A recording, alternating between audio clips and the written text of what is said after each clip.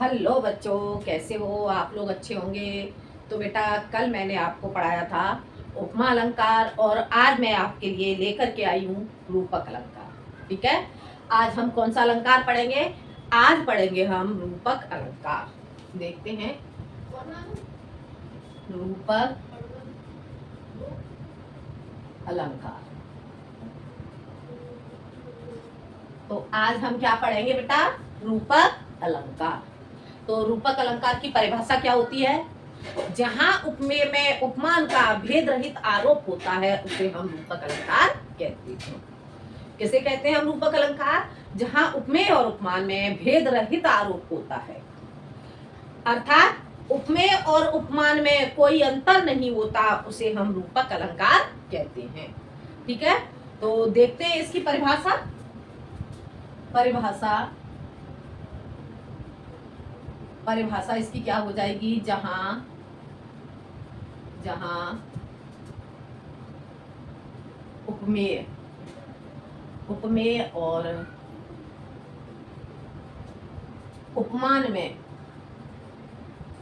उपमान में भेद रहित आरोप होता है।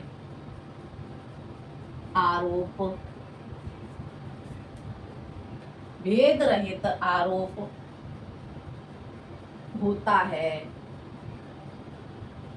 होता है रूपक अलंकार कहलाता है। ठीक है। क्या हो गया आपका रूपक अलंकार? जहां उपमेय और उपमान में भेद रहित आरोप होता है, रूपक अलंकार कहलाता है। अर्थात या आप ऐसे लिख सकते हो, जहां उपमेय और उपमान में कोई अंतर नहीं होता उसे हम रूपक अलंकार कहते हैं। जहां उपमेय और उपमान में कोई अंतर नहीं होता है उसे हम रूपक अलंकार कहते हैं। हो गया क्लियर? ये हो गया आपका रूपक अलंकार की परिभाषा। ठीक है। अब हम जानेंगे उदाहरण देखते हैं रूपक अलंकार का। उदाहरण क्या हो जाएगा इसका? चरण कमल बंदो हरे राई। चरण कमल बंदो हरे राई क्या होगा रूपक अलंकार का उदाहरण? चरण कमल बंदो हरे राई। चरण कमल बंदो हरे राई। ठीक है। ये हो गया आपका रूपक अलंकार का उदाहरण। चरण कमल किसके? हरे अर्थात श्री कृष्ण के चरणों की तुलना किससे की जा रही है? कमल से की जा रही है। ठीक है। तो कौन है चरण और कमल? चरण और कमल में कोई अंतर नहीं होने के कारण, क्योंकि उनके चरणों की ही तुलना कमल से की जा रही है। ठीक है। तो इसका स्पष्टीकरण क्या लिखेंगे देखते हैं।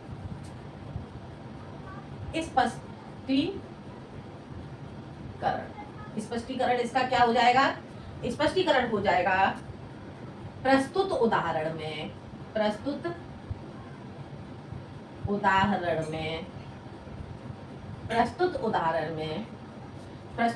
में हरि के चरण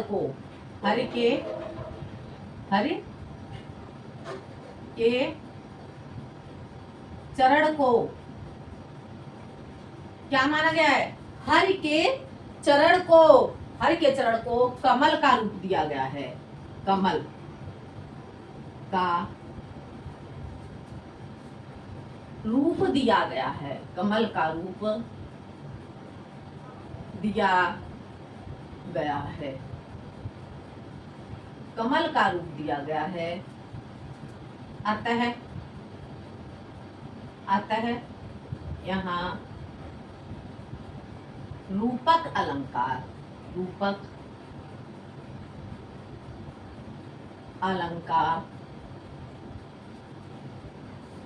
अतः यहाँ रूपक अलंकार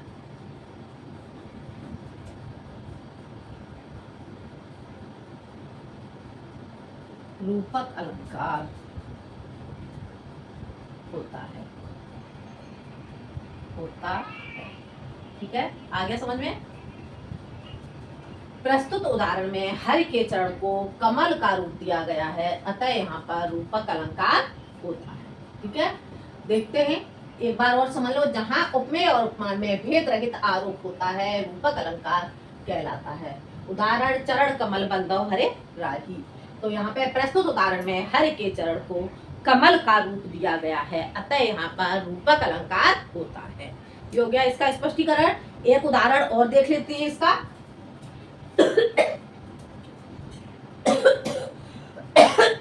अगला उदाहरण होगा इसका।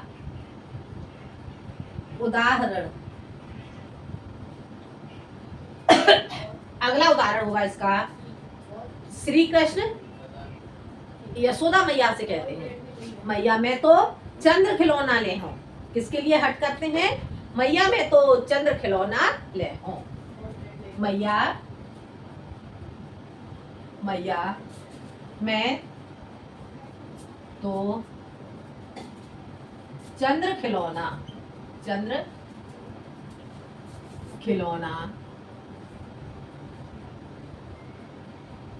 ले हूं। ठीक है, तो यहाँ पे जो श्री कृष्ण है, श्री कृष्ण यशोदा माँ से हट करते हैं कि मैया मैं तो चंद्र खिलौना ले हूं। ठीक है, तो यहाँ पे क्या है? चंद्र खिलौना। इस ये क्या है? जो खिलौना है, खिलौना आपका हो जाता है यहाँ पे उपमेय, और चंद्र क्या हो जाएगा? उपमान हो जाएगा। ठीक है, तो उपमेय और उपमान में भेद रहित आरोप होने के कारण, अर्थात कोई आरोप नहीं होने के कारण। अरे खिलौना किसे माना गया है? चंद्रमा को माना गया है। तो यहाँ पे क्या है? भेद रहित आरोप। यहाँ पे कोई अंतर नहीं होने के कारण, चंद्रमा और खिलौना में कोई अंतर नहीं होने के कारण यहाँ पर कौन सा अलंकार हो जाता है? यहाँ पे रूपक अलंकार हो जाता है। हो गया क्लियर? देखते हैं इसका स्पष्टीकरण।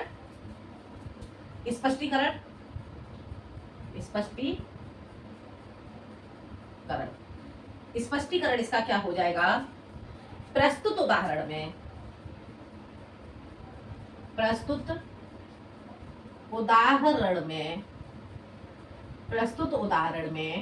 क्या है? प्रस्तुत उदाहरण में खिलौना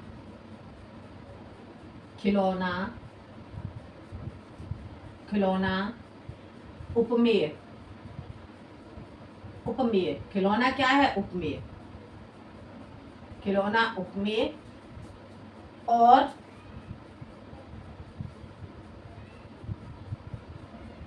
चंद्र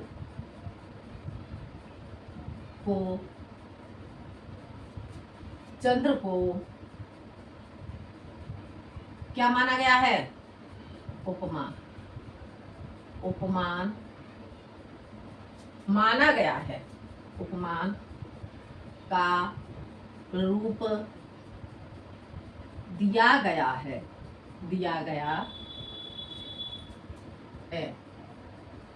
अतः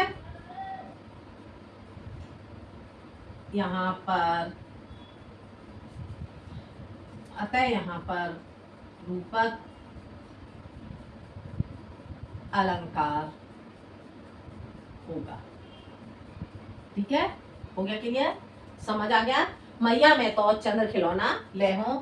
तो स्पष्टीकरण क्या हो गया? प्रस्तुत उदाहरण में खिलौना उपमेय और चंद्रमा को उपमान का रूप दिया गया है, अतः यहाँ पर रूपक अलंकार होता है।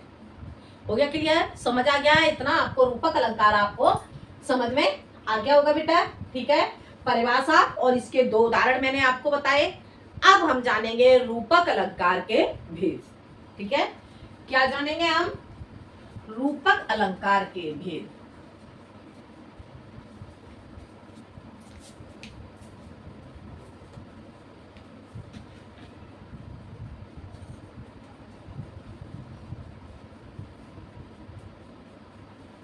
अब हम जानेंगे रूपक अलंकार के भेद। बेटा अगर कोई आपसे पूछ लेता है कि रूपक अलंकार के भेद क्या होते हैं, रूपक अलंकार के भेद। रूपक अलंकार के बेटा 3 भेद होते हैं। ठीक है, कितने भेद होते हैं रूपक अलंकार के? रूपक अलंकार के भेद। रूपक अलंकार के तीन भेद होते हैं। तीन भेद होते हैं। ठीक है, तीन भेद होते हैं रूपक अलंकार के। वो कौन कौन से होते हैं? पहला आपका हो जाएगा सांग रूपक। ठीक है, और दूसरा क्या होगा आपका? दूसरा हो जाएगा आपका निरंग रूपक। और तीसरा होगा आपका परम्परित रूपक। क्या हो जाएगा? परम्परित। समझ आ रहा है बेटा? एक बार इसे मैं फिर से लिख देती हूँ। तीसरा हो जाएगा आपका परम्परित रूपक। ठीक है, तो आपको रूपक अलंकार के भेद समझ में आ गए। रूपक अलंकार के तीन भेद होते हैं। कौन कौन से होते हैं? सांग रूपक, निरंग रूपक और परम्परित रूपक। ठीक है, तो ये बेटा आपको समझ में आ गया होगा। बाकी अगर आपको और भी कुछ जानना है तो मुझे आप कमेंट में जरूर बताएं। तो रूपक अलंकार इस तरह से आज मैंने आपको रूपक अलंकार पढ़ाया और मुझे लग रहा है ये आपको समझ में आ गया होगा। आज के लिए इतना ही।